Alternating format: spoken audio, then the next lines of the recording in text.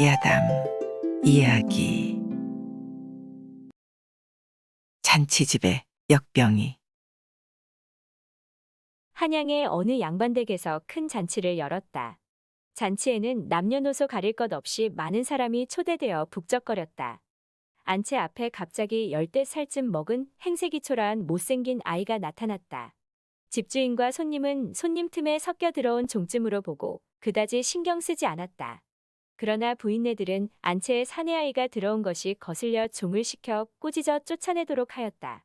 그러나 아이는 꼼짝도 하지 않았다. 그래서 종이 아이에게 말했다. 너는 도대체 누구며 누구를 따라왔느냐? 왜 안채에 들어와서는 나가라고 해도 나가지 않느냐? 그러나 아이는 여전히 말없이 가만히 서 있을 뿐이었다. 다들 아이를 미심쩍게 바라보며 서로에게 아이가 누군지 누가 데려왔는지 묻기 시작했다. 다시 종을 시켜 아이에게 질문을 던지게 하였으나 역시 아무런 대답이 없었다. 그러자 부인들도 몹시 화가 나서 종에게 아이를 끌어내게 하였다. 종 몇 명이 달라붙어 아이를 끌어내려 하였으나 아이는 땅에 틀어박힌 바위처럼 요지부동이었다. 화를 주체 못한 그들은 남자들에게 알렸다. 남자들은 이를 듣고 힘센 종 몇 명을 보내었고 이들이 한꺼번에 달라붙어 용을 썼지만 아이는 미동조차 하지 않았다. 종들이 물었다. 넌 도대체 누구냐? 그러나 여전히 아무 말도 없었다. 화가 난 사람들은 10명의 장정을 보내 아이를 동아줄로 묶어서 당겼으나 아이는 태산이라도 되는 양 굳건히 버텼다. 그제야 사람들은 인력으로 아이를 움직일 수 없음을 알았다. 한 손님이 말했다.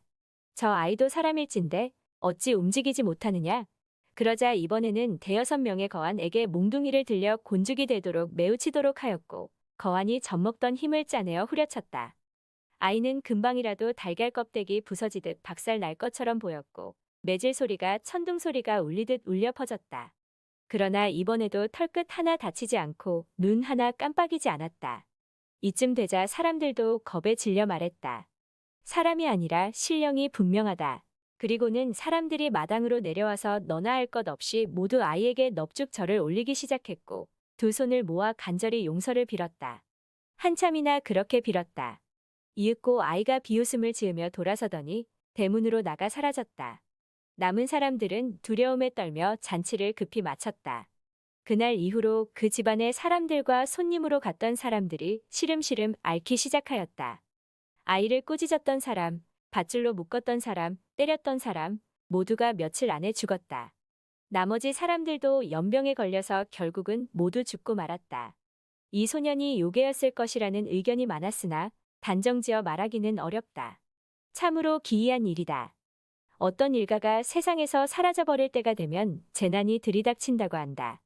이런 강대한 영 혹은 신이 잔치집에 찾아왔을 때 그에게 모욕을 주어 더욱 악하게 만드는 대신 공자께서 말씀하신 대로 공경하되 멀리하라 하였다면 그러한 재난을 모면할 수 있었으리라. 호랑이 형님. 옛날에 호랑이가 말을 하던 시절의 이야기입니다. 나무꾼이 깊은 산속에 나무를 하러 갔다가 길도 없는 나무 숲속에서 아주 무서운 호랑이를 만났습니다. 너무 무서워 나무꾼은 소리를 지를 수도 달아날 수도 없었습니다. 그렇다고 그 자리에서 꼼짝을 못하고 고스란히 잡혀 먹힐 수는 없는 노릇이었습니다. 점점 호랑이가 나무꾼의 코앞까지 다가왔습니다. 그때였습니다. 나무꾼이 얼른 지게를 진 채 엎드려 절을 한번 공손히 하고 에구 형님 인제야 만나 뵙습니다 그려 하고 손이라도 쥘 듯이 가깝게 다가갔습니다. 호랑이도 형님이란 소리에 어이가 없었는지 이놈아 사람놈이 나를 보고 형님이라니 형님은 무슨 형님이냐? 라고 소리를 칩니다. 나무꾼은 시치미를 딱 대고 능청스럽게 우리 어머니께서 늘 말씀하시기를 너희 형이 어렸을 때 산에 갔다가 길을 잃어 인해 돌아오지 못하고 말았는데 죽은 셈치고 있었더니 그 후로 가끔 꿈을 꿀 때마다 그 형이 호랑이가 되어서 돌아오지 못한다고 울고 있는 것을 보았단다. 분명 너의 형이 산속에서 호랑이가 되어 돌아오지 못하는 모양이니 내가 산에서 호랑이를 만나거든 형님이라 부르고 자세한 이야기를 하라고 하셨는데 이제 당신을 배우니 꼭 우리 형님 같아서 그럽니다. 그래, 그동안 이 산속에서 얼마나 고생을 하셨습니까? 하고 눈물까지 글썽글썽해 보였습니다. 그런 나무꾼의 모습에 호랑이도 곰곰이 생각하니 자기가 누구의 아들인지도 그것도 모르겠거니와 낳기도 어디서 낳았는지 어릴 때 일도 도무지 모르겠으므로 자기가 나무꾼의 형이었을지도 모른다는 생각이 들었습니다. 그렇게 생각하기 시작하자 어머니를 그렇게 오래 뵙지 못하고 혼자 산속에서 쓸쓸히 지내온 일이 슬프게 생각되어지자 호랑이는 저도 모르게 눈물을 흘렸습니다. 아이고, 아우야. 그래, 어머니께서는 지금도 안녕히 계시냐? 하곤 어머니의 안부를 물었습니다. 예, 안녕하시기야 하지만 날마다 형님 생각을 하고 울고만 계십니다. 오늘 이렇게 만났으니 어서 집으로 가서 어머님을 뵙시다. 하고 나무꾼이 졸랐습니다. 아우야, 내 마음은 지금 단숨에라도 뛰어가서 어머님을 뵙고 그동안 불효한 죄를 빌고 싶다만 내가 이렇게 호랑이 탈을 쓰고서야 어떻게 갈 수가 있겠느냐. 내가 가서 뵙지는 못하니 한 달에 2번씩 멧돼지나 1마리씩 잡아 갖다 줄 터이니 내가 내 대신 어머님 봉양이나 잘해드려라 하였습니다. 그리곤 호랑이는 산속으로 사라졌습니다. 나무꾼은 간신히 죽을 고비를 넘기고 돌아올 수 있었습니다. 그 후 호랑이는 정말로 한 달에 2번씩 꼭 저 하루와 보름날 밤 앞마당 안에 멧돼지를 1마리씩 놓고 가는 것이었습니다. 나무꾼은 그것이 밤사이에 호랑이가 어머님 봉양을 하는 것이라 생각하였습니다. 그해 여름이 지나고 또 가을이 지나고 또 겨울이 지날 때까지 꼭 한 달에 2번씩 을의 멧돼지를 잡아다 두고 가기를 반복했습니다. 그러다 어머니가 돌아가시자 그 후로는 영영 초하루와 보름이 되어도 멧돼지도 갖다 놓지 않고 만날 수도 없고 아무 소식이 없었습니다. 그래 웬일인가 하고 궁금하게 지내다가 하루는 산에 오르다 새끼 호랑이 3마리를 만나게 되었습니다. 헌데 새끼 호랑이들의 꼬리에는 각자 배엉겁을 매달고 있었습니다. 하도 이상해서 그것이 무엇이냐고 물어보니 새끼 호랑이 중 1마리가 대답했습니다. 실은 우리 할머니는 호랑이가 아니고 사람인데 그 할머니가 살아계실 때는 우리 아버지가 한 달에 2번씩 멧돼지를 잡아다 드렸습니다. 헌데 그 할머니가 돌아가셨다는 말을 듣고 그날부터 우리 아버지는 굴 밖에 나가지도 않고 먹을 것을 잡아오지도 않고 굴 속에만 꼭 들어앉아서 음식도 안 먹고 어머니 어머니 하고 부르면서 울고만 계시다가 그만 병이 나서 돌아가셨답니다. 아무리 한때의 거짓괴로 호랑이를 보고 형님이라고 하였던 일이라도 그 말 한마디로 말미암아 호랑이가 의리를 지키고 효성을 다한 일에 감복하여 나무꾼도 눈물을 흘렸습니다. 떠받들며 키운 딸 셋. 옛날에 딸 셋을 둔 농부가 있었습니다. 몸 안 아끼고 부지런히 일을 해서 논밭대기도 실하게 갖추고 살림도 제법 일궈 규모 있게 살았습니다. 그러니 자연히 딸 셋을 정성 들여 키웠습니다. 잘 먹이고 잘 입히고 모자랄 것 없이 떠받들다시피 키워서 딸 셋을 다 시집을 보냈습니다. 딸을 다 시집 보내고 나니 늙은 내외만 남았는데 평생 딸 키우는 재미로 살다가 다 떠나보내고 나니 매우 쓸쓸했습니다. 그래서 양자를 들였는데 양자가 장가를 가서 양며느리를 보았습니다. 양자와 양며느리를 데리고 살다가 보니 핏줄도 다른 젊은이들을 고생시키는 것이 안 되어서 따로 세간을 마련해주고 내보냈습니다. 그래서 다시 늙은이 내외만 남게 됐습니다. 그렇게 살다가 자꾸 나이를 먹어서 죽을 날이 멀지 않게 되니 자식들에게 살림을 물려줘야 하겠는데 아무래도 양자보다 제 핏줄을 가진 딸들한테 더 마음이 쏠려서 몇십 마직이나 되는 논밭을 딸내들을 만나서 미리 떼어주리라 이렇게 마음먹고 딸네 집에 갔습니다. 먼저 첫째 딸네 집에 갔습니다. 가보니 다른 식구들은 아무도 없고 첫째 딸 혼자서 배틀에 올라앉아 배를 짜고 있었습니다. 이야, 내가 왔다. 아비가 왔어. 반가워서 크게 불렀더니 첫째 딸은 배틀에서 내려올 생각도 않고 아버지 오셨어요. 오시려면 진작 오신다는 말이라도 하고 오실 것이지. 이렇게 불쑥 오셔서 놀라게 하시나요? 요, 배 다 짜놓고 나갈 테니 밖에서 기다리세요. 이러면서 짤캉짤캉 배만 짜고 있었습니다. 한참 동안 밖에서 기다려도 배틀에서 내려올 생각을 안 하기에 이 사람은 그냥 돌아왔습니다.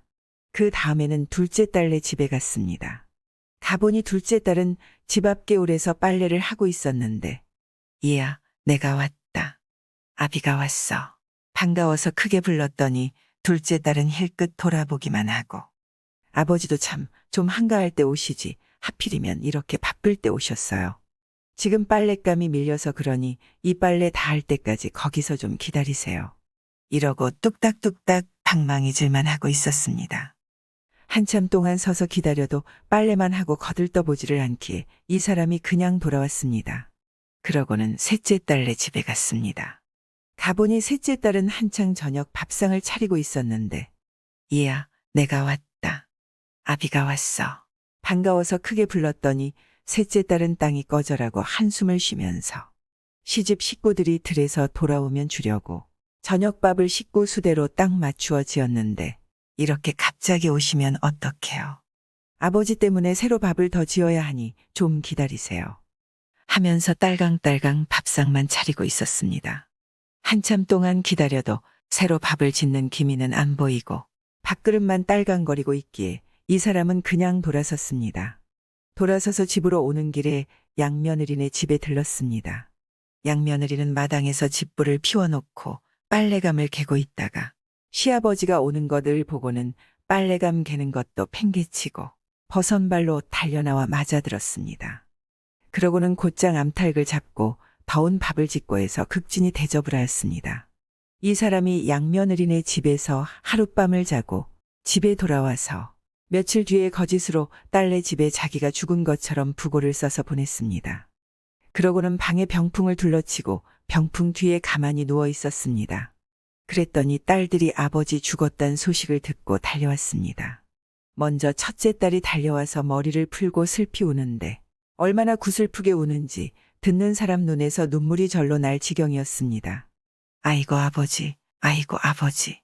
며칠 전 우리 집에 오셨을 때 제가 배짜다 말고 달려나가 씨암탉 잡아 더운 밥 지어드렸더니 맛있게 드시고 나서 제 넘어 문온 단마지기 넣어주마 하시더니 이렇게 돌아가시다니요.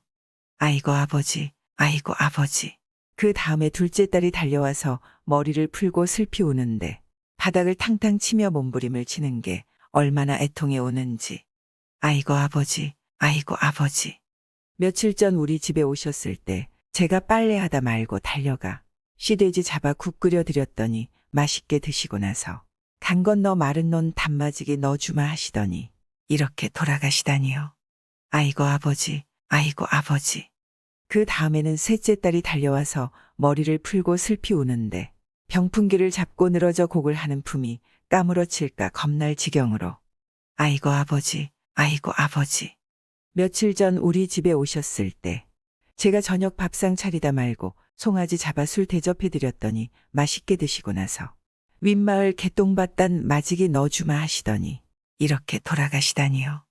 아이고 아버지, 아이고 아버지.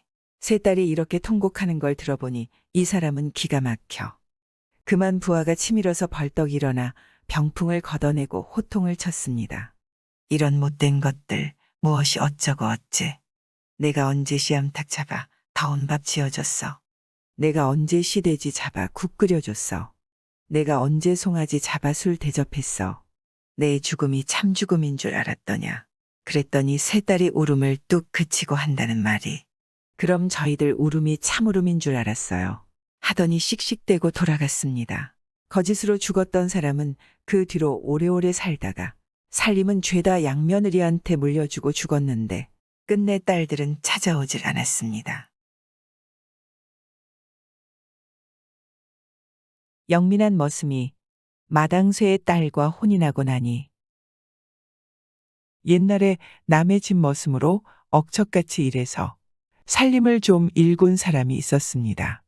20년 머슴살이에 먹을 것 안 먹고 입을 것 안 입고 모은 돈으로 논도 사고 밭도 사고 해서 제법 살만한 거였습니다. 그런데 이 사람이 살림이 좀 있다니까 고을원이 가만히 두질 않는 거였습니다. 어떻게든 재산을 빼앗아 보려고 이 사람을 잡아다 생트집을 잡는데 내가 남의 집 머슴 살던 주제에 웬 살림을 그리 모았느냐? 분명 남의 재산을 훔쳐서 부자가 되었겠다. 이러고 속 뒤집어지는 소리를 하는 거였습니다. 그래서 머슴은 사또에게 하소연하였습니다. 아이고, 사또, 그렇지 않습니다.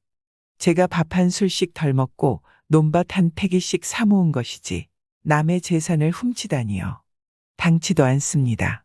아무리 사정 이야기를 해도 생트집으로 남의 재산 빼앗으려고 드는데야 당할 재간이 없었습니다. 사또는 머슴에게 다그치면서 내가 그래도 거짓말을 하는구나. 관장을 속이면 어떤 벌을 받는지 알기나 하고 그러느냐? 라고 화를 내니 머슴은 억울하다는 표정을 지으며 어찌 저더러 속인다고만 하십니까? 하늘이 알고 땅이 아는 일입니다. 라고 말하니 이놈의 사또도 막상 무조건 뺏기가 뭐했던지 아예 억지를 쓰기로 작정을 하고 내가 살려거든 이렇게 해라. 낮도 아니고 밤도 아닌 날에 옷도 아닌 옷을 입고 말도 아닌 말을 타고 선물도 아닌 선물을 가지고 오너라. 그걸 못하면 재산은 물론이고 목숨도 살려두지 않겠다. 이렇게 말도 안 되는 말을 사또는 하는 거였습니다. 그리고 사흘 말미를 줬습니다. 가만히 생각해 보니 참 기가 막히는 노릇이었습니다. 머슴은 아무리 생각해도 원 그런 어거지가 어디 있는 한 말이야. 아이고, 사또 잘못했습니다. 하고 빌면서 생각을 했는데 재산을 반쯤 뚝 떼어 바치면 아무 탈이 없을 줄 알지만 죽어도 그러기는 싫었던 것입니다. 너무 억울하였던 것입니다. 그래서 집에 돌아와서는 아예 이불을 쓰고 누워버렸습니다. 밥도 안 먹고 내리 사흘을 누워서 끙끙 앓는 거였습니다. 까짓것 이렇게 사느니 차라리 굶어 죽는 게 낫지 하고서 말입니다. 그런데 이 사람한테 10세 살먹은 딸이 하나 있었습니다. 이 딸이 보니 아버지 모습이 말이 아니었던 것입니다. 그래서 딸이 안쓰러워하며 왜 그러시느냐고 물으니 이러저러해서 이제는 꼭 죽게 됐다고 그러는 거였습니다. 딸이 갑자기 아버지에게 나갔다 오겠다며 집을 나섰습니다. 하지만 머슴은 딸의 말도 들리지 않았습니다. 그렇게 딸이 나가서 어딘가로 향하는 거였습니다. 도착해서 보니 어느 대감집 문 앞이었습니다. 딸은 조용하게 문 앞에서 돌쇠야 돌쇠야 라며 말하는 거였습니다. 그러자 문이 열리면서 돌쇠가 나왔는데 딸이 돌쇠를 보자 화색이 돌면서 잠깐 할 이야기 있으니 따라 나오라면서 어느 텅 빈 물레방앗간으로 데려갔습니다. 그러고 나서 딸이 돌쇠에게 말했습니다. 지금 우리 아버지가 저 못된 사또 때문에 지금까지 모으신 재산을 다 바쳐야 될 것 같은데 어떤 방도가 없어요? 라며 돌쇠에게 말하는 거였습니다. 그러고 보니 이 머슴 돌쇠가 예사 돌쇠가 아니었던 것입니다. 알고 보니 천민으로 태어났지만 머리가 영민해 마을에 무슨 일만 있으면 이 돌쇠가 나서서 웬만한 것은 다 해결했던 것입니다. 그래서 이 딸이 돌쇠를 찾아온 것이었습니다. 그렇게 돌쇠와 밤새도록 이야기를 나눈 후 딸은 집으로 돌아와 식사를 차린 후 아버지, 어서 일어나서 진지 잡수세요. 좋은 수가 있습니다. 라며 말하니 아버지는 어이없다는 듯이 내까지 것이 무슨 좋은 수를 내. 라며 힘없이 말하니 딸이 웃으며 염려 마시고 어서 기운 차리세요. 제가 하라는 대로만 하시면 됩니다. 라고 말하는 거였습니다. 그래서 아버지는 딸의 웃는 모습을 보면서 벌떡 일어났습니다. 일어나서 밥을 먹고 그래 무슨 수나 하고 있으니까 딸이 이렇게 저렇게 하라고 일러주는 거겠지 하며 밥을 먹고 딸에게 이야기를 들어보니 그럴듯하였던 것입니다. 그래서 딸이 시킨 대로 어디서 누더기를 하나 주워 걸치고 당나귀를 빌려 탔습니다. 그리고 참새를 한 마리 잡아서 소매 속에 넣고 날이 저물기를 기다렸습니다. 날이 어스름 저물 때에 머슴 아버지는 고을원 앞에 썩 나섰습니다. 그때 딸과 만난 머슴이 동네 사람들을 데리고 왔습니다. 사또가 자기 맘대로 판단을 할까봐 데리고 온 것입니다. 머슴 아버지는 사또에게 당당하게 말하였습니다. 사또가 하라는 대로 다 해왔습니다. 라고 말하니 사또는 머슴을 쳐다봤는데 잘못했다고 손이 발이 되도록 빌러올 줄 알았는데 하라는 대로 다 해왔다고 떵떵거리니까 원이 떫은 감 씹은 얼굴이 돼서는 그래 뭘 어떻게 해왔느냐?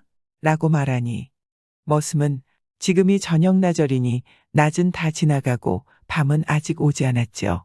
그러니 낮도 아니고 밤도 아닌 날이죠. 라고 말하니 이치에 맞는 말인지라 원이 할 말이 없었습니다. 동네 사람들도 고개를 끄덕였습니다. 그래, 그 다음은 보시다시피 누더기를 걸쳤으니 옷도 아닌 옷이지요. 그 또한 틀리지 않았으니 할 말이 없었습니다.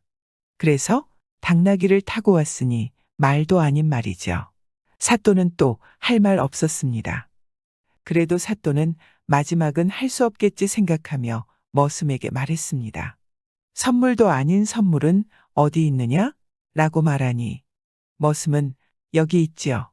하고 소매 속에서 참새를 꺼내 놓으니 포르르 날아갔습니다. 날아가서 안 보이니 선물도 아니지 뭐. 동네 사람들도 감탄을 하며 맞다면서 고개를 끄덕였습니다. 그러자 원은 동네 사람들 보는 데서 우길 수가 없으니 꿀 먹은 벙어리가 됐는지 아무 말도 못하고 멍하니 앉아 있었습니다. 그 후 딸은 머슴과 혼이 나요. 같이 잘 살았는데 그 머슴이 어찌나 영민했던지 문제만 생기면 동네 사람들이 원에게 가는 게 아니라 머슴에게 찾아오는데 그냥 오는 것이 아니라 이것저것 싸들고 오니 머슴 부부는 부자가 되어 잘 살았다고 합니다. 지금 우리나라 현실과 많이 닮은 것 같습니다. 어려운 사람은 계속 어렵게 되는 것 같고 그마저도 뺏으려는 사기꾼들이 판을 치고 있으니 그런데 위에서는 자기들 실속 챙기느라 정작 이 사기꾼들을 잡을 생각은 없고 언제쯤 정의로운 나라가 될까요? 너무나 안타까운 현실입니다. 머슴의 역지사지. 고울 원이 사나우면 백성들에게도 화가 미치지만 당장 애를 먹는 것은 뭐니 해도 관속들이었습니다. 백성들은 가렴 주고, 즉 가혹하게 세금을 거두거나 백성의 재물을 억지로 빼앗음에 시달린다 해도 보기 싫은 꼬락선이 안 보면 그만이지만 관속들이야 싫으나 좋으나 날마다 원과 얼굴을 맞대고 살아야 하니 그 고충이 말이 아니었습니다. 옛날 어느 고을에 참 대책 없이 사나운 원이 있었습니다. 봄바탕이 포악하다기보다 성미가 불같아서 육방관속들이고 통인이고 조금만 눈에 거슬리면 주먹부터 냅다 휘둘렸습니다. 그러니 웬만큼 운수대통한 날이 아니고는 아무도 원에게 얻어맞지 않고 무사히 넘어가는 날이 없었습니다. 관속들이 생각해보니 이러다가는 저희들 볼따구니가 나만하지 않을 것 같았습니다. 어떻게 하면 저 사나운 원의 손버릇을 고쳐줄까 하고 이 궁리 저 궁리 하다가 한 번은 용한 꾀를 냈습니다. 눈에는 눈, 이에는 이, 원이 조회를 마치고 혼자 동원해서 글을 읽고 있을 때를 기다려 저희들끼리 숙덕숙덕 하더니 힘께나 쓰는 머슴 하나가 동원으로 슬슬 들어갔습니다. 그리고 앞뒤 잴 것 없이 성큼성큼 당상에 오르더니 다짜고짜 원의 볼따구니를 힘껏 갈기었습니다. 아닌 밤중에 홍두깨 격으로 뺨을 한 대 얻어맞은 원이 그만 눈이 뒤집혀 길길이 뛰었습니다. 그도 그럴 것이 제 앞에서 얼굴도 바로 못 들던 천한 놈이 벌건 대낮에 뺨을 후려갈기니 어디 제정신일 리가 없었습니다. 울 때가 터지라고 소리쳐 관속들을 불러 여발하게 아무도 없느냐? 그 사이에 머슴은 슬금슬금 꽁무니를 빼고 관속들은 속내를 다 알면서도 저희들이 꾸민 일이기에 모른 척하고 짐짓 놀란 듯이 우르르 모여들어 허리를 굽실굽실하며 또 무슨 일이옵니까? 어서 잡놈을 붙잡아 형틀에 묶어라. 사지를 찢어놓겠다. 개똥이가 무슨 죄를 지었기에 그러십니까? 아, 그 미친놈이 내 뺨을 때리지 않았느냐? 원이 길길이 뛰는데도 관속들은 아무도 나서지 않고 그저 눈만 멀뚱멀뚱하고 서 있었습니다. 원이 벼락같이 재촉을 하니 이방이 시치미를 뚝 떼고 나서서 사또 고정하십시오. 아무리 미쳤기로 그놈이 죽기를 작정하지 않은 다음에야 그런 일을 저지르겠습니까? 필시 헛것을 보신 게지요. 라고 능청스럽게 말하였습니다. 그러니 다른 관속들도 멀뚱하게 서서 고개만 주걱거리고 있었습니다. 원이 그것을 보고 더 노발대발하는 사이에 통인이 쪼르르 원의 아들에게 달려가서 능청스럽게 고에 바치기를 아이고 책방 도련님 큰일 났습니다요. 사또께서 발작을 하셨습니다요. 원의 아들이 버선발로 달려와 보니 제 아버지가 눈이 뒤집혀 입에 거품을 물고 고래고래 악을 쓰고 있었습니다. 아버님 제발 고정하십시오. 뭐라고? 고정하라고? 잡놈이 내 뺨을 때렸는데도 고정을 해? 이제 보니 내 놈도 한통속이로구나. 원이 분을 못 이겨 아들의 엉덩이를 걷어차니 그 서슬에 아들이 넘어지면서 책상 문갑이 다 부서졌습니다. 아들이 엉금엉금 기면서 진짜로 병이 도졌다고 생각해 빨리 의원을 부르라고 재촉을 했습니다. 이래서 원은 졸지에 미친 사람 취급을 받게 됐습니다. 그 괄괄한 성미에 미친 사람으로 몰리니 화가 나서 날뛰었지만 아무도 원의 말을 믿어주는 사람이 없으니 어떻게 할 방법이 없어서 치미는 분을 사귀며 가슴을 치고 있을 수밖에 없었습니다. 그때 마침 감사가 그 고을을 지나게 됐습니다. 지나다가 이 고을 원이 병이 들어 정신이 이상해졌다는 소문을 듣고 찾아왔습니다.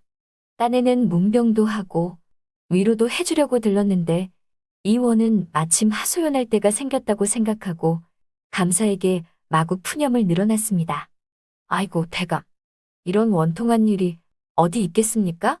글쎄 벌건 대낮에 머슴놈한테 뺨을 얻어맞지 않았겠습니까? 감사가 듣고 보니 얼토당토하는 헛소리를 늘어놓는 것이 소문대로 병이 들어도 아주 단단히 들었다고 생각했습니다.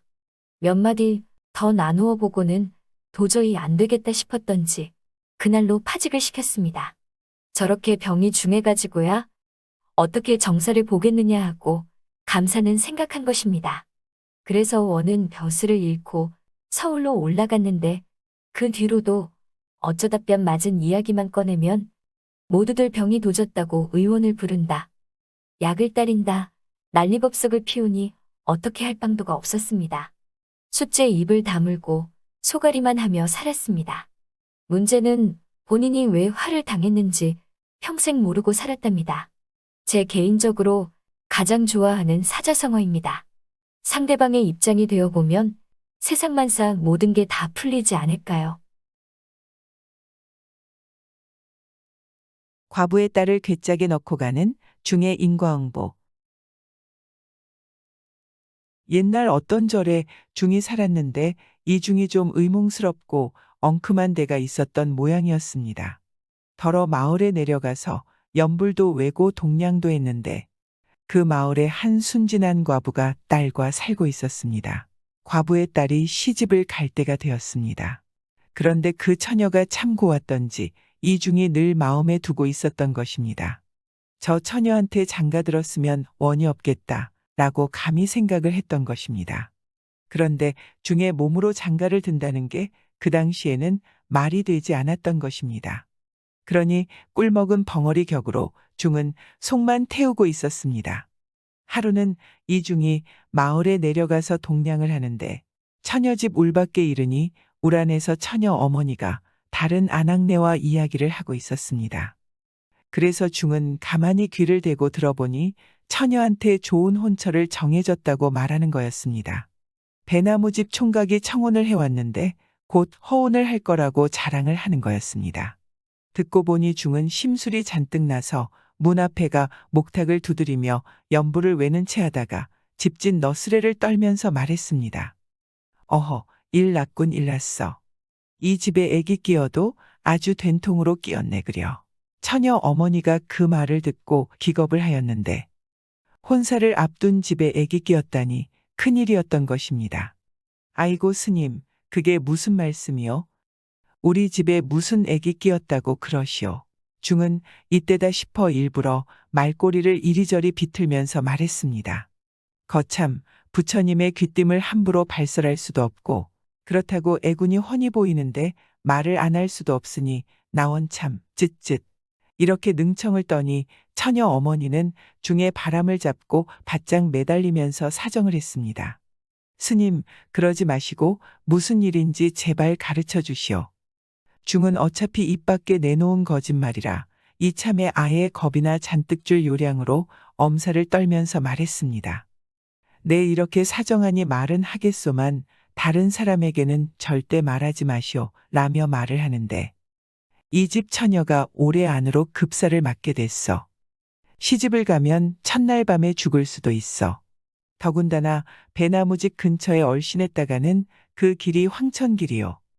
중이 이렇게 진지하게 말을 하니 처녀 어머니가 새파랗게 질려서 어떻게든 살릴 방도를 가르쳐 달라고 애걸복걸을 했습니다. 이쯤 되니 중도 마음이 달라지는 거였습니다. 처음에는 그저 심술이 나서 못 먹는 밥에 재나 뿌려볼 심산이었는데 살려달라고 매달리는 걸 보니 마음이 달라졌던 것입니다. 이왕 내친 김에 못 먹는 밥을 먹을 밥으로 만들어 볼까 이런 생각이 들었던 것입니다. 그래서 슬슬 눈치를 봐가면서 말을 하길 액을 면하는 길이 딱 한 가지 있긴 있소만 그게 뭔지 말씀이나 해보오. 중은 제 입으로 중에게 시집 오면 된다는 말을 하기가 거북했지만 그래도 처녀가 탐이 나서 에라 모르겠다 하고 말을 하였습니다. 중한테 시집 가면 목숨은 부지하겠어. 이 고래 동냥하러 다니는 중이라고는 자기밖에 없었습니다. 그러니 과부가 뭐라고요? 중도 장가를 간단 말이오 라고 이상하게 생각하며 중에게 말하니 중은 강한 어조로 따지듯이 말했습니다. 두 말 안 할 테니 싫으면 관두시오. 이래놓고 중은 헐헐 가버렸습니다. 하지만 순진한 과부는 그 말을 고지 곧대로 믿고 딸하고 고민을 하였습니다. 그 이튿날 중이 동냥하는 척하고 처녀 집에 가봤더니 아닌 게 아니라 처녀를 곱게 단장시켜가지고 중을 기다리고 있었던 것입니다. 과부는 중을 보고 한숨을 쉬며 아이를 살릴 길이 그 길뿐이라 하니 스님이 거두어 주시오. 라고 말하니 중은 깜짝 놀랐지만 침착하게 말을 하였습니다. 그렇게 부탁하신다면 할 수 없지요. 속으로는 좋아서 춤이라도 덩실덩실 추고 싶었고 웃음이 절로 나오는 걸 억지로 참느라고 미칠 지경이었습니다. 그렇게 중은 처녀를 데리고 가는데 중이 되어서 보란듯이 신행길을 차릴 수도 없고 그렇다고 새색시를 마을을 통해 갈 수가 없으니까 괴짝에 넣어서 짊어지고 갔습니다. 큰 괴짝을 짊어지고서 무거운 줄도 모르고 신바람이 나서 콧노래를 흥얼거리면서 마을을 지나갔습니다. 이렇게 흥이 나서 가고 있는데 난데없이 저 멀리서 물러거라 하는 벽제 소리가 요란하게 나기에 가만히 보니 그 고을 감사가 행차하는 거였습니다. 감사가 먼 산에 사냥을 갔다가 범하고 산돼지를 산채로 잡아가지고 오는 길이었습니다. 중은 갑자기 벽제 소리도 요란하게 감사가 행차를 하니 도둑이 제발 저린다고 이 중이 그만 놀라서 괴짝을 길가에 내려놓고 숲속에 가서 숨었습니다. 그 후 감사가 지나가는데 지나가는 길가에 보니 웬 괴짝이 버려져 있는 걸 보고 사령들을 시켜 괴짝을 열어보라고 했습니다. 괴짝을 열어보니 천만 뜻밖에도 웬 처녀가 들어있었던 것입니다.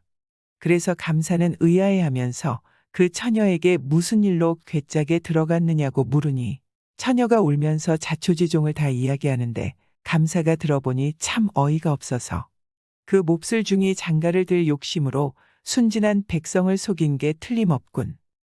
감사는 이 근처에 중이 숨어 있을 거라 생각하고 조용하게 사령들에게 말했습니다. 여봐라, 이 처녀를 보자기에 싸서 집에 데려다 주고 혹 그럴 일은 없겠지만 다음에 중이 오면 속지 말라고 일러라. 그리고 그 괴짝에는 산에서 잡은 범을 한 마리 넣어 두어라. 그런 못된 중은 혼이 좀 나봐야 하느니 사령들은 처녀 대신 범 한 마리를 괴짝에 넣어뒀습니다. 그러고 나서 감사 행차가 가버렸는데 그것도 모르는 중은 감사 행차가 사라지자 숲속에서 나와 괴짝을 짊어지고 갔습니다. 범괴짝을 색시괴짝인 줄 알고 연신 콧노래를 흥얼거리면서 가고 있는데 어째 아까보다 더 무거워졌다고 느껴서 고개를 갸웃갸웃하면서도 쉬지 않고 한달음에 절까지 갔습니다. 절에 가서 괴짝을 내려놓고 내각시 어서 나와 함께 밥을 먹세 하고 노래를 부르면서 괴짝을 탁 열었습니다. 그러니 괴짝에서 범이 나오는 거였습니다. 범은 상당히 흥분한 상태로 바로 중에게 달려들어 목을 물었습니다. 그 후 처녀는 배나무집 총각과 결혼해서 잘 살았다는 이야기입니다. 요즘 방송을 보면 이런 사람들이 많이 있죠. 남을 속여 자기 배를 채우려는 나쁜 사람들. 원인과 결과는 서로 물고 물린다는 뜻의 한자성어, 인과응보라는 사자성어가 있습니다. 과거 또는 전생의 선악, 인연에 따라서 뒷날 기룡화복의 가품을 받게 됨을 이르는 말이라고 합니다. 다시 말해 좋은 일에는 좋은 결과가 따르고 나쁜 일에는 나쁜 결과가 따른다는 이야기죠. 이런 놈들은 당장 본인은 괜찮아도 3대에 걸쳐 언젠가는 피눈물을 흘릴 것입니다. 나무꾼이 신선을 살리니 그림에서 수리. 옛날 백두산 기슭에 총각 나무꾼이 살았는데 이 총각은 날이면 날마다 백두산에 올라가 나무를 해다 팔아서 홀어머니를 봉양했습니다. 이 나무꾼은 동네에서 효자라고 소문이 자자했습니다. 한 번은 동지섣달 추운 겨울에 산에 가서 나무를 하는데 어디서 희미하게 앓는 소리가 들리는 거였습니다.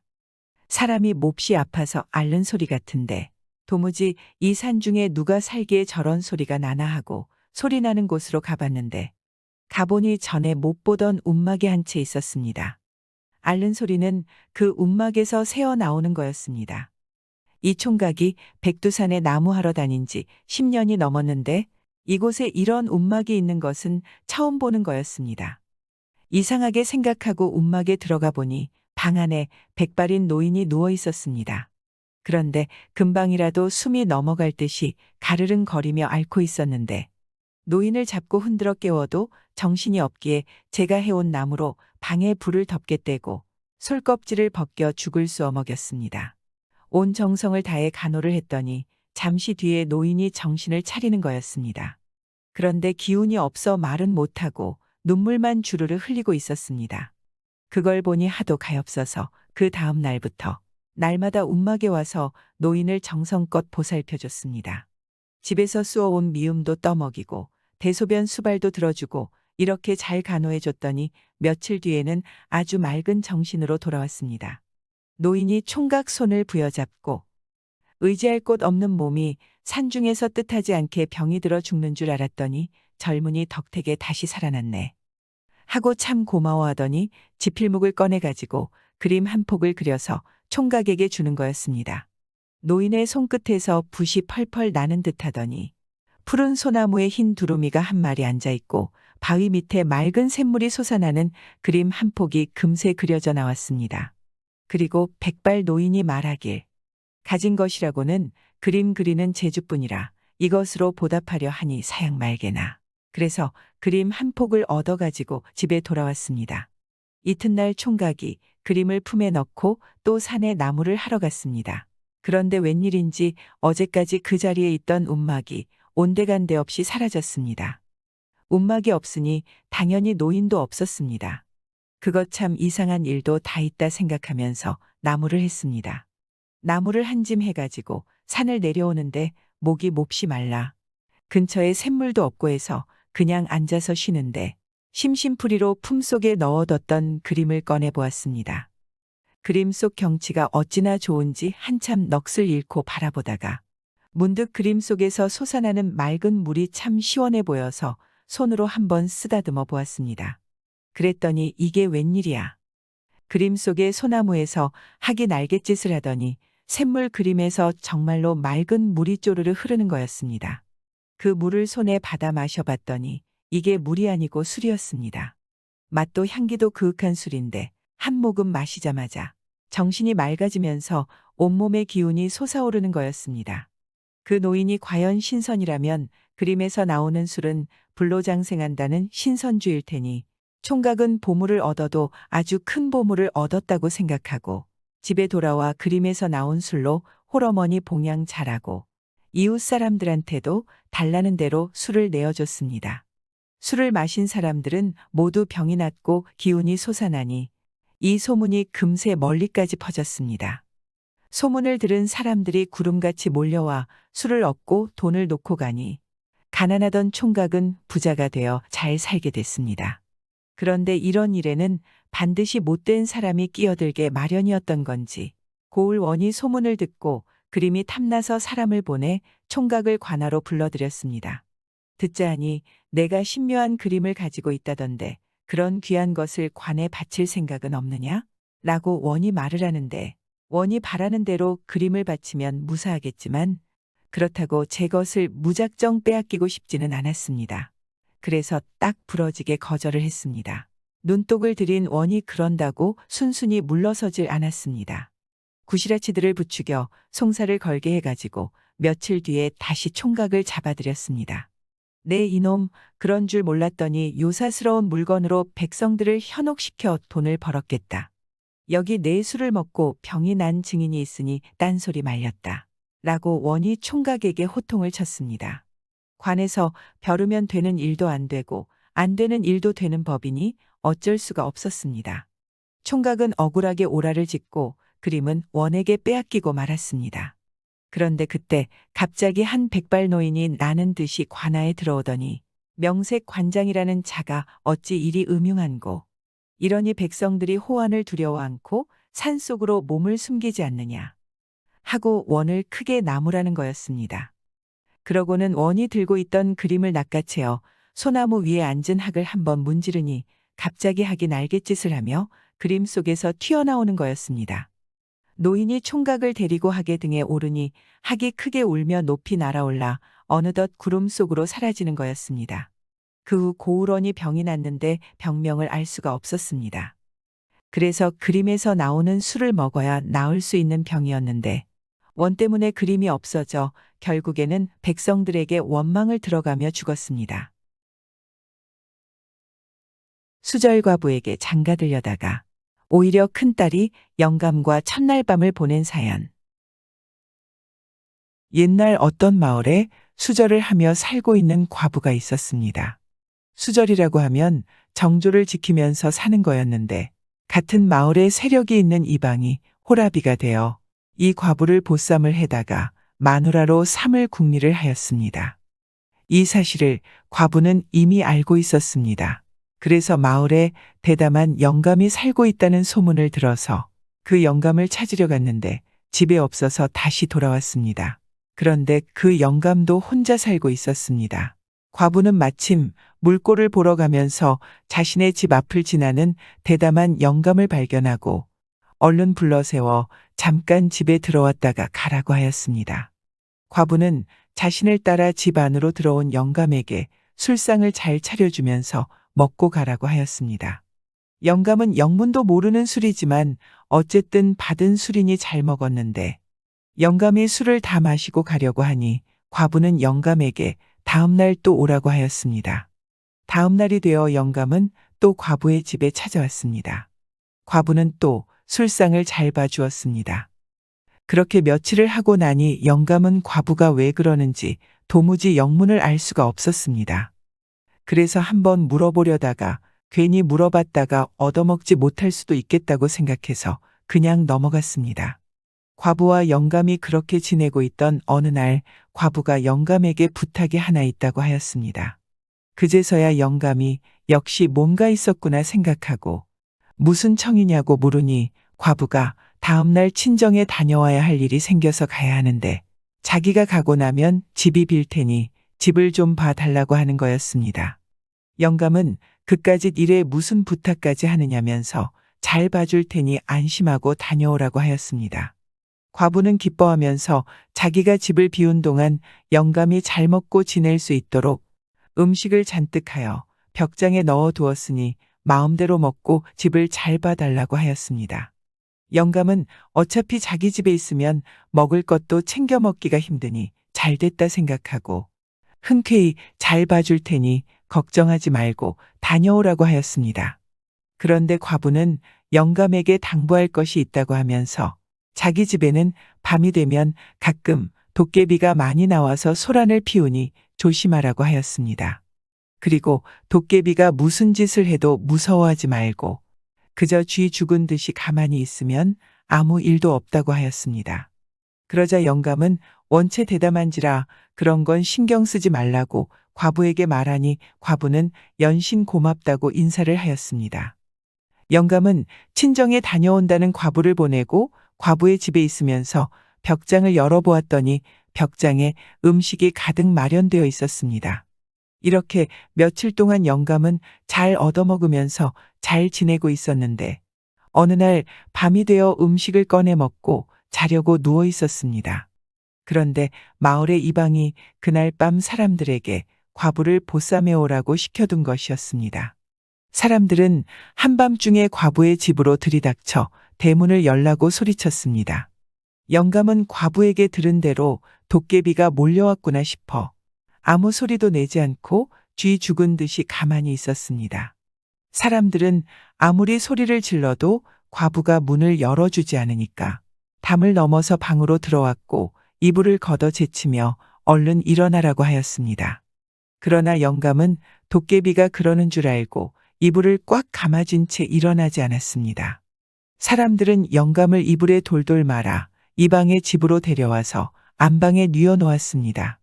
그리고 이방이 장가드는 날이라고 하면서 사람들은 밤늦게까지 음식과 술을 잔뜩 얻어먹고 돌아갔습니다.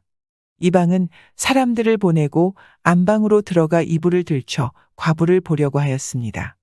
그런데 영감이 이불을 꽉 감아쥐고 들추지 못하게 하는 것이니 이방은 아마도 과부가 첫날이라 부끄러워하는가 보다 생각하고 그대로 두고 나가면서 큰딸을 들여보내 같이 자라고 하였습니다. 큰딸은 영문도 모른 채 자라고 하니 어쩔 수 없이 들어갔습니다. 영감은 자기 방으로 웬 큰 처녀가 들어와 눕기에 데리고 자버렸습니다. 다음 날이 되어 이방이 안방문을 열고 들어가 보니 자기 딸하고 웬 영감이 같이 자고 있는 것이었습니다. 이방이 어찌 된 일인지 생각하고 있는데 영감이 일어나 노인을 장가드리려면 대낮에 드려야지 밤중에 요란스럽게 해서 드릴 것이 무엇이냐고 하면서 나무랐습니다. 이방은 과부에게 장가들려다가 졸지에 자기 딸만 영감에게 시집 보내게 된 것이었습니다. 마님이 머슴을 보자 딸하고 혼례를 하거라.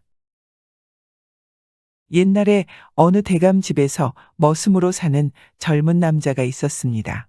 이 머슴은 머리가 하도 영민해 동네 사람들이 무슨 일이 생기면 머슴을 찾아와 조언을 듣고 해결할 정도였습니다.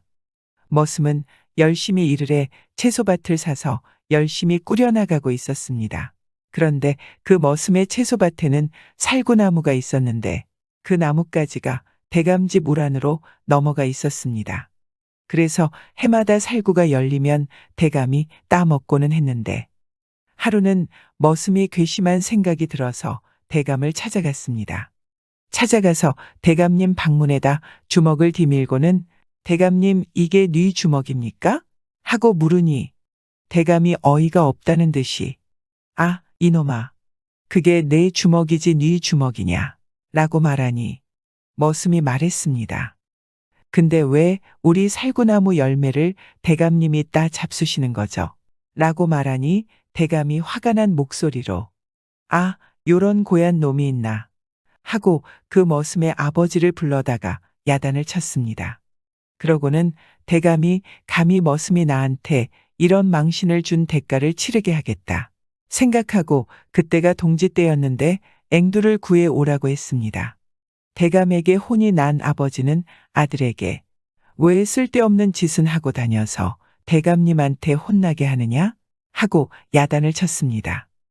그러자 아들이 우리 살구나무를 대감님이 해마다 따 잡수시니까 그렇죠 라고 하였습니다. 그러니 머슴 아버지는 난처하게 됐다고 하면서 아들에게 대감이 앵두를 구해 오라고 했다는 말을 했습니다. 그러자 머슴이 아버지에게 그럼 나가서 주막에 하루만 있다 들어오세요. 라고 말하였습니다. 그래서 하루 있다 머슴 아버지가 돌아온 후 머슴은 대감한테 갔습니다. 그리고 대감에게 말하였습니다. 대감님, 우리 아버지가 앵두 따러 갔다가 곰을 만나 다치셨습니다. 그러자 대감이, 야, 이놈아. 지금 같은 엄동설 안에 곰이 겨울잠을 자고 있는데 말이 되느냐? 라고 화를 내며 말하니 이에 머슴은, 그럼 지금 앵두가 어디 있습니까? 그게 말이 됩니까? 라고 말하니 대감은 조용히 안채로 들어갔습니다. 대감은 이번에도 또 당한 걸 분해하면서 머슴의 아범을 불러다 벼락 치듯 혼을 내고 황소가 새끼 난 걸 구해 오라고 시켰습니다. 이 사실을 알게 된 머슴은 이튿날 아침에 대감님네로 찾아갔습니다. 그리고 대감에게 말했습니다. 대감님, 집 좀 주십시오. 아, 집은 뭐하게? 우리 아버지가 애를 낳을 건데 집이 필요해서요. 아, 이놈아. 남자가 무슨 애를 낳느냐? 라며 말하자. 머슴은 비꼬듯이, 그럼 황소가 무슨 새끼를 낳습니까? 라고 말하니 대감은 조용히 안채에 들어와서는 머슴이 너무 괘씸스러워서 이번에 한양에 회의를 하러 갈 때 마부로 끌고 가 사람을 사서 없애버리자는 생각을 하게 되었습니다. 어느 날 대감이 머슴을 데리고 한양에 가게 되었습니다. 가다가 대감은 배가 고파 팥죽을 사오라고 하였습니다. 그래서 머슴이 사왔는데 팥죽을 들고 와서 훅훅 불어대는 것이었습니다. 얘, 너 팥죽을 왜 부느냐? 라고 말하니 팥죽이 너무 뜨거워서 대감님 드시기 편하라고 불고 오고 있었는데 오다가 잘못해서 콧물이 떨어졌습니다. 그래도 드실 거라 생각하고 식으라고 불고 있는 것입니다. 자, 드시죠. 라고 대감에게 내미니 대감이 화를 내며 이놈아, 너나 처먹어라. 라며 말해서 머슴은 속으로 좋아라 하고 먹고 대감은 쫄쫄 굶었습니다. 또 다시 길을 가다 보니 대감이 뒤가 마려웠습니다. 아, 뒤가 마려운데 어디서 뒤를 보고 가야겠다. 말하니 머슴이, 아유, 대감님. 하늘이 보는데 어디 아무 데서나 뒤를 봅니까? 잠깐만 기다리세요. 라며 머슴은 수수깡으로 부추리를 만들어 주었습니다. 대감이 거기 올라앉아 대변을 보고서 허리춤을 여미지 않고 한 발을 내딛다가 넘어져 그만 똥투성이가 되었습니다. 화가 머리끝까지 난 대감은 조금 더 참아 한양에 가서 머슴을 없애버리자고 생각했습니다. 한양에 도착해서 말을 매놓고 머슴에게 단단히 지키라 하고 회의를 하러 갔습니다. 머슴은 눈을 감고 고삐만 붙들고 있다가 대감이 들어가자 말고삐를 잘라 팔아먹었습니다. 대감이 회의를 마치고 나오니 말이 보이지를 않았습니다. 그러자 대감이, 야, 머슴아. 내 말 어디 갔니? 라고 말하니 머슴은 능청스럽게, 아유, 정말 눈 감으면 코 베어가는 세상이네요. 잠깐 눈 감은 사이에 누가 잘라 갔나 봅니다요. 라고 말하니 말이 없으면 사람을 구하기 힘들어서 화가 난 대감은 머슴의 등에다가 내 말 들을 것 없이 내려가자마자 당장 때려 죽여라는 문구를 써서 붙이고는 먼저 내려보냈습니다. 그래서 머슴이 오는 길에 고개를 넘어오는데 시주를 하고 오는 노승을 만나서 동행하게 되었습니다. 머슴은 노승에게 등에 써놓은 것을 읽어주면 시주를 하겠습니다. 라고 하여 그 내용을 다 알았습니다.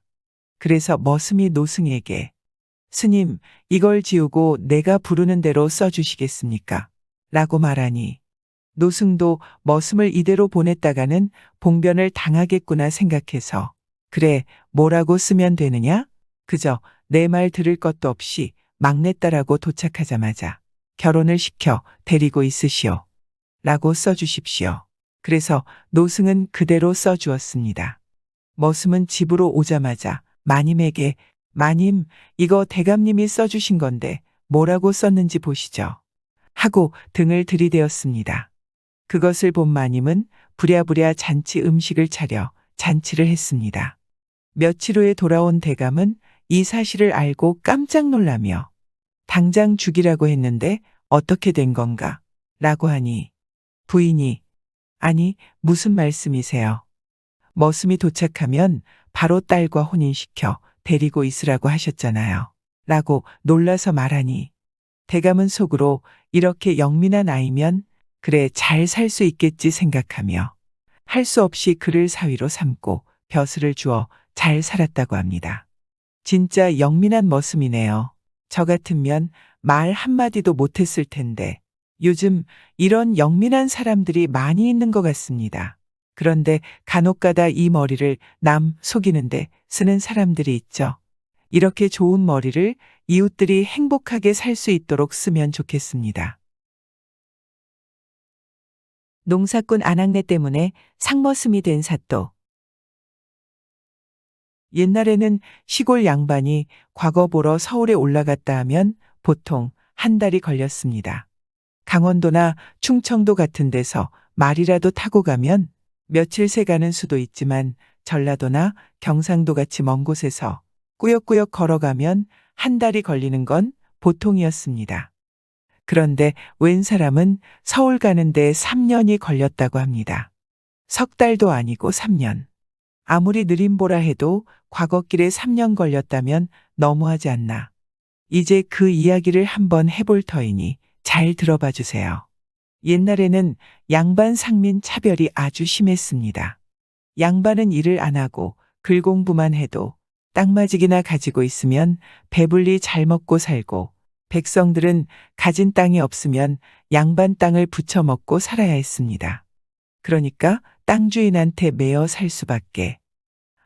어쩌다가 땅 주인 양반한테 밑보이기라도 하면 땅을 빼앗기고 땅 빼앗기면 당장 먹고 살 길이 없어지니 매어 살아도 보통으로 매어 사는 게 아니었던 것입니다. 어느 마을에 땅마직이나 가진 양반이 살았습니다. 이 사람이 자식 없이 살다가 늙음하게 아들을 턱 하니 하나 낳았는데 돌이 지나기도 전에 웬 스님이 동량을 왔다가 아들을 보고하는 말이 이 아이는 호랑이한테 물려 죽을 상이요. 이러더란 말입니다. 늙음하게 아들 하나 낳아서 금이야 오기야 하는 판에 이런 소리를 들으니 그만 하늘이 무너지는 것 같았습니다. 그래서 이 양반은 스님한테 바짝 매달려 물었습니다. 어찌하면 화를 면할 수 있겠습니까?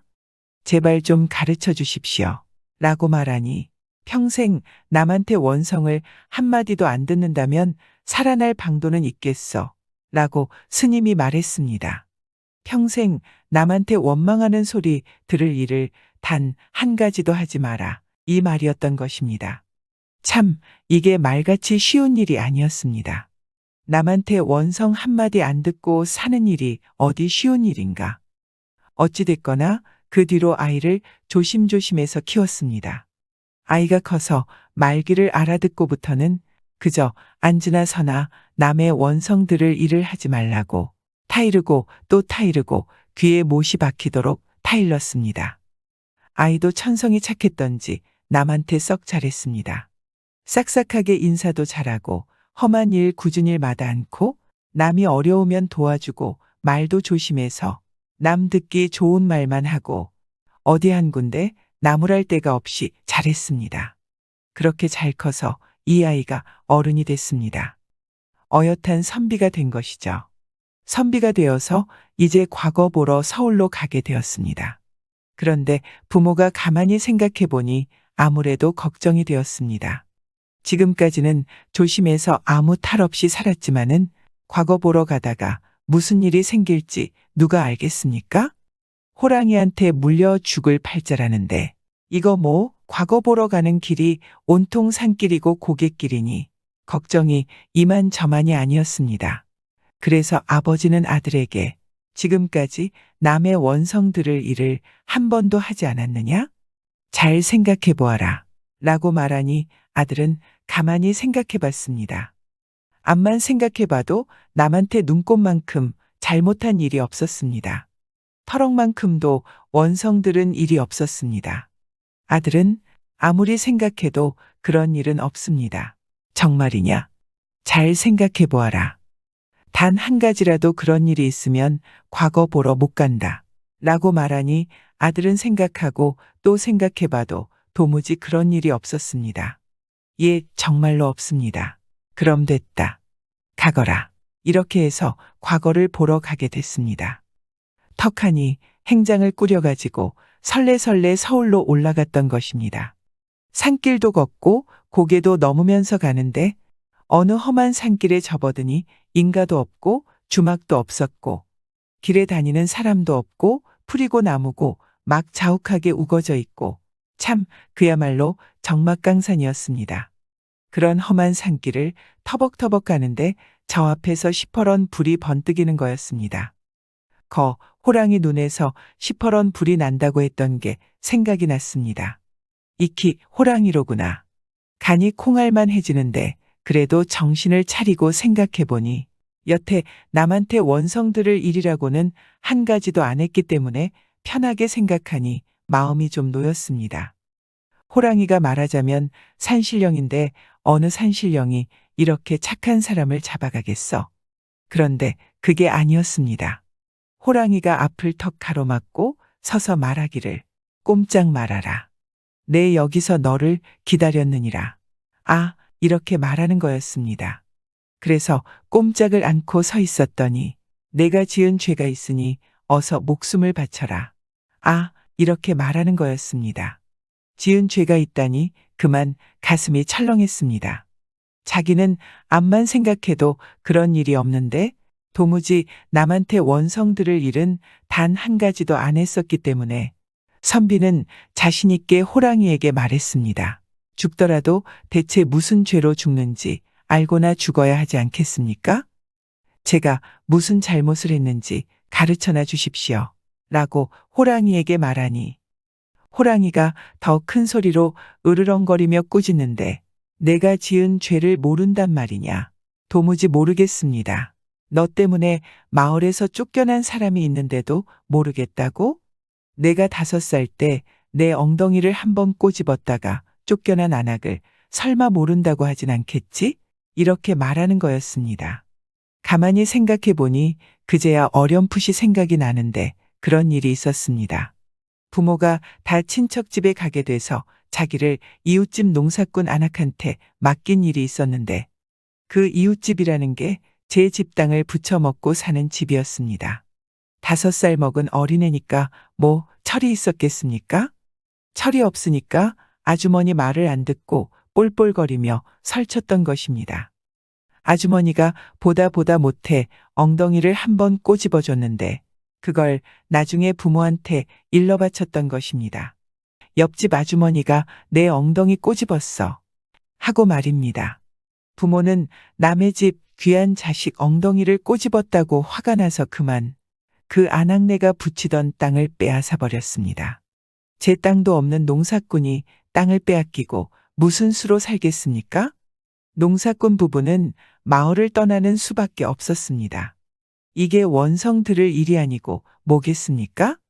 아무리 부모가 한 일이라도 제가 안 일러 바쳤으면 그런 일도 없었을 터이니 제 탓이지. 그런 일이 있었다는 게 생각이 났습니다. 생각이 나는데 저는 여태 그것도 까맣게 잊어버리고 터럭만한 잘못도 없다고 여기고 살았으니 이게 참 죽을 죄가 아니고 뭐겠습니까? 그래서 알고 보니 정말 죽을 죄를 졌습니다. 나 같은 사람은 죽어 마땅합니다. 이러면서 호랑이더러 잡아먹으라고 목을 쑥 빼고 기다렸습니다. 그런데 웬일인지 호랑이가 잡아먹으려고 들지를 않는 거였습니다. 한참 동안 가만히 앉아 물끄러미 바라만 보고 있더니 제 잘못을 알고 비는 사람을 차마 어쩌지 못하겠구나. 대신 내가 시키는 대로 하여라.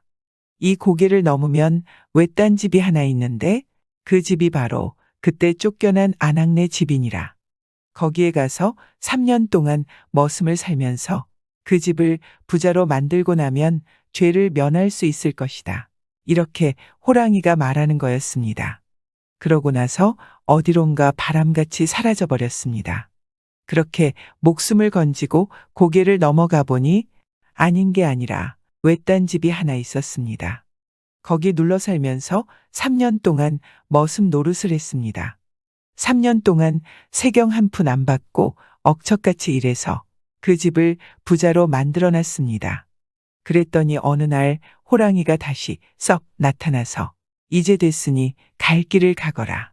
라며 머슴이 된 선비에게 말하는 거였습니다. 그래서 과거 보러 가던 길을 다시 가게 됐습니다. 이게 3년 걸려 과거 보러 간 내력이었습니다. 그러고 나서 어떻게 됐을까요? 선비는 과거의 급제에서 원님이 되어 잘 살았습니다. 원님이 되어서도 백성들과 함께 농사일을 했는데 하도 일을 잘해서 백성들이 상머슴 원님이라고 불렀습니다. 그게 다 3년 동안 머슴살이한 덕분이었던 것입니다. 생각해보니 선비네 집에 찾아온 스님이 혹 호랑이가 아니었을까 생각이 듭니다. 털어서 먼지 안 나는 사람이 어디 있겠습니까? 하지만 일부 사람들은 자기의 잘못을 인정하지 않으려 하죠. 그래서 오히려 불화만 생기고 서로 인정하고 살면 더욱더 행복해질 거라고 생각합니다. 구독과 좋아요, 알람 설정은 사랑입니다.